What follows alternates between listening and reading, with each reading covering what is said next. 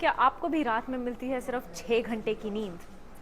क्या आप 6 घंटे की नींद को मानते हैं a good night sleep? Let me tell you that 6 hours is not enough sleep. According to studies, you should get at least 6 to 9 hours of sleep. The reason is when you sleep peacefully and nicely, your heart rate reduces, your blood pressure normalizes, and therefore your body is able to send the blood and oxygen to all the organs that requires it. It's also a time when your cells, deteriorated and damaged cells, are repaired and your body is healed. Therefore, when you do not get adequate sleep, when you get a sleep of let's say 4 to 6 hours, your body does not get enough time to repair and send the blood flow in all the directions.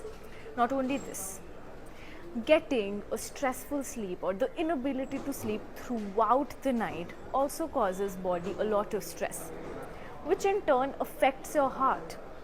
Therefore, the next time you set an alarm, make sure it's for 7 hours and not 6, because more than your brain, your body needs to sleep.